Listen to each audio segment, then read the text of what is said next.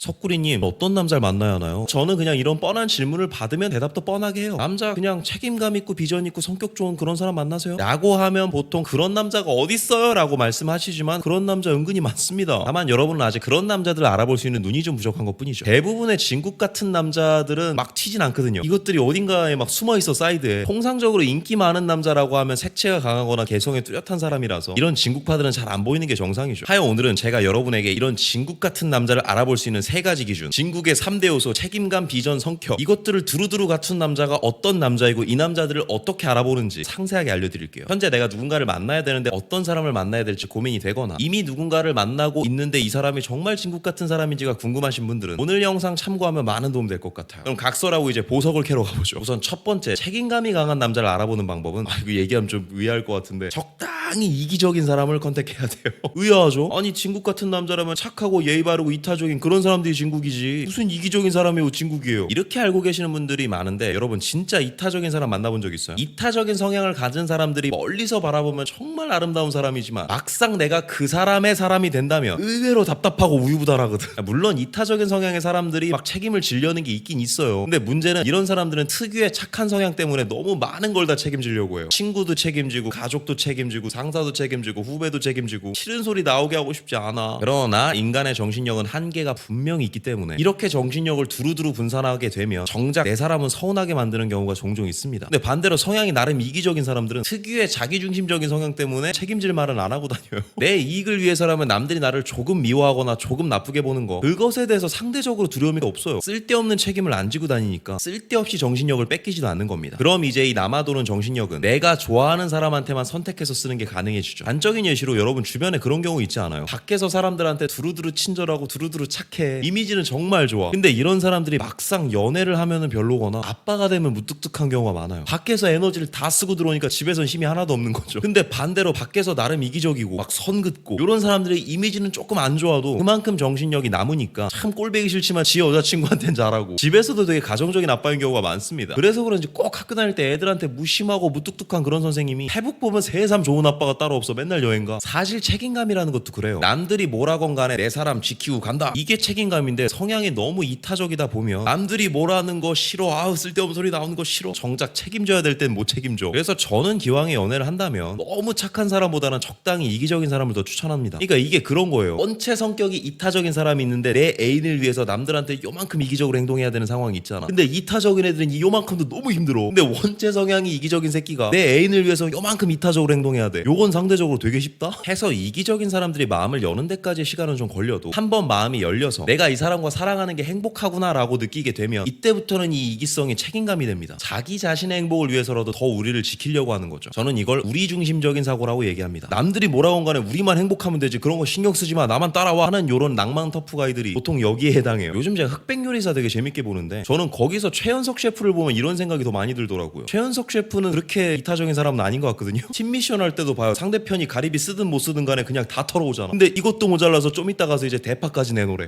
저는 처음에 이거 방송 보고 미친놈인가 했어요. 너무 이기적이잖아. 근데 한편으로는 그런 생각도 들더라고요. 만약에 내가 최현석 셰프 팀의 요리사였다면 그만큼 든든한 사람이 없겠다. 일단 내가 올라가야 돼. 그러려면 어떻게 해? 우리 팀이 이겨야 돼. 우리 팀을 위해서라면 내가 나쁜 놈이 되든 미친 놈이 되든 그냥 다 들이받는다. 거기서 막 리더십도 나오고. 근데 반대로 팀 미션을 맡은 리더가 너무 이타적이면 어떻게 될까요? 이 사람도 존중하고 이 사람도 존중하고 여기도 챙기고 저기도 챙기고 여기서 매너는 지키고, 그러다 보면 일도 어려워지고 좋은 성과를 내기도 어렵죠. 하여 정말 좋은 사람을 만나고 싶다면 대놓고 너무 선한 사람, 이타적인 사람, 착한 사람보단 멋대 가렵고 계산적이지만 나름 이기적인 사람을 만나서 그 사람을 완전한 내 사람으로 만든다면 거의 자기 자신만큼 책임지려고 하는 경향이 많습니다. 남들이 뭐라 하든 말든 간에 그게 상남자지. 이어서 두 번째, 비전이 있는 사람을 알아보는 법. 비전이 있다는 건 자기 주도적인 삶을 산다는 뜻이죠. 그리고 주도적인 삶을 사는 사람들은 완벽하게 자기 삶을 살 줄 알아요. 하여 이런 사람들의 특징은 그닥 남들한테 관심이 없어요. 뭐 어디서 누가 헤어졌네, 누가 잘렸네, 누가 뭐 했네, 이런 남의 얘기에 별로 관심이 없고 얘기를 하더라도 자기 얘기를 더 많이 합니다. 나와 대화하는 상대 얘기를 더 궁금해하고요. 때문에 뒤에서 누굴 씹거나 뒷담화도 즐기지 않습니다. 여러분, 남에게 유독 관심이 많아진 시기가 언제인 줄 알아요? 별로 내 삶에 재미가 없을 때 남한테 관심이 많이 가거든요. 내 삶에 열의가 없을 때 남의 행동이 더 많이 보인다고요. 그래서 보통 자기 삶이 없고 비전도 없는 사람들은 유독 남 얘기에 과민 반응할 때가 많은데, 가령 여기서 말하는 그 남은 꼭 지인만은 아니에요. 연예인, 정치인, 이런 쪽에 열 올리는 애들 보면 대부분 실속이 없어. 뭐 정치가 어쩌고 저쩌고, 연예인 누가 이혼했는데 걔가 뭐 바람을 어쩌고 저쩌고. 여기서 한 발 더 들어가서 정치 얘기하는데 막 과민 반응하는 애들, 그런 애들이 좀 심각하면 정치 얘기하면서 우월감도 느낀다. 지가 정치인이 된 거 마냥. 이 얼마나 못난 짓입니까? 다 별로 지금의 내 삶에 재미가 없고 비전이 없을 때 그런 거거든요. 그러니 이 사람이 최소한 비전이 있는지 없는지 그걸 알아보고 싶다면, 이 사람이 남 얘기를 더 많이 하는지 자기 얘기를 더 많이 하는지 그걸 보면 알 수가 있어요. 장담컨대 자기 삶에 진심인 사람들은 정치 얘기에 막 그렇게 열올리지도 않고요. 뭐 인플루언서, 연예인 그렇게 관심도 없어요. 또 그만큼 유행에도 둔감한 편이라 최신 유행하는 밈이나 챌린지, 음식 이런 거에도 별 생각이 없는 경우가 많고요. 한편으로 보면 좀 센스 없어 보일 수도 있겠지만 다른 한편으로 보면 다른 게 안 들어올 만큼 자기 삶을 더 주도적으로 산다는 뜻이죠. 그러니 그냥 뭐 남들 얘기로 말 많은 새끼보다는 자기 얘기로 잘난 척하는 사람들이 좀 재수없긴 해도 더 실속은 있는 편이에요. 이어서 세 번째, 성격이 좋은 사람. 성격이 좋다는 건 너무 의미가 포괄적이죠. 그래서 제가 생각하는 성격이 좋다는 건 딱 이겁니다. 특유의 자의식이나 방어 기제가 없기 때문에 특별한 열등감이나 자격지심 없이 그냥 상황을 무르러 가득 갈 수 있는 사람, 그런 사람이 전 성격이 좋은 사람이라고 생각하거든요. 생각해보니 내가 사과할 상황이야. 그럼 자연스럽게 사과하고, 이건 내가 좀 실수했네 하면 인정도 하고, 이게 자의식이 강하지 않고 방어 기제가 없는 사람이죠. 그럼 이런 사람들의 특징은 뭐냐면 색채가 뚜렷하지가 않아요. 더 쉽게 말해서 연애에 대한 틀이 없어요. 예를 들면 이런 겁니다. 연애를 못하는 사람일수록 자기만의 그 틀이 너무 확고하거든요. 여자는 이러면 안 된다, 남자는 이러면 안 된다, 나는 이런 상황이면 무조건 끝낸다, 무조건 이래야지 나는 만난다, 이렇게 자기만의 틀이 너무 단단하고 높기 때문에 어떠한 사건이 벌어졌을 때 여기에 대해서 유연하게 생각하지 못해요. 조금 쫌팽이 같다는 거야. 여러분, 사람 사는 일이 어떻게 다 칼로 잰 것처럼 딱딱 떨어지겠나요? 난 원래 이건 싫은데 뭐 이럴 땐 좀 좋을 수 있고, 이때는 이걸 해야 되는데 상황에 따라 이걸 못 할 수도 있는 거고. 근데 꼭 무슨 뭐 인간관계 안 좋은 애들 보면 난 이건 무조건 안 돼, 이럴 땐 그냥 끝내야 돼, 남자 여자 친구 말이 돼? 이런 사람들은 뭐 일적으로 만나면 꼼꼼한 성격일 수 있겠지만 결코 연애를 하기에 좋은 성격은 아니에요. 근데 오히려 어떤 상황에 대한 이야기를 듣고, 글쎄 그건 양쪽 다 들어봐야 되지 않을까? 뭐 기분이 상했다면 충분히 그럴 수 있겠지? 글쎄 그건 경우에 따라서 좀 다른데, 이렇게 말하는 사람들이 살짝 답답할 때는 있어도 그만큼 열려있고 더 여유롭기 때문에 때론 유연하고 때론 우직하게 행동할 수 있는 겁니다. 그러니 다른 건 몰라도 연애에 있어서 너무 호불호가 강한 사람들은 저는 항상 믿고 했던 것 같아요. 얘네들은 그만큼 자기가 여유롭지 못하기 때문에 자꾸 벽을 치고 경계하는 거거든요. 상처받기 싫어서. 틀이 너무 확고한 애들은 한 2-3개월 만나다 보면 성격이 좀 보이더라고요. 아우 피곤해요. 그러니 이게 좀 답답하더라도 모난 구석 없고 호불호 없이 유연하게 흘러가는 그런 사람 만나는 거 추천드립니다. 멀리 보면 그런 사람들이 더 트러블에 대한 대처도 잘하고요, 삶에 대한 인사이트도 훨씬 넓어요. 편협한 사람일수록 이거 아니면 안 돼, 저거 아니면 안 돼 하는 거지. 이상 제가 준비한 내용은 여기까지고요. 남들이 탐내는 비싼 보석보다는 비싼 보석이 될 예쁜 원석을 찾을 줄 아는 여러분이 되시기 바랍니다. 오늘도 영상이 마음에 드시는 분들은 여기 있는 사진 한번 눌러주시고 구독과 좋아요, 알림 설정 부탁드릴게요. 아프지 말고 삽시다. 석구리였습니다.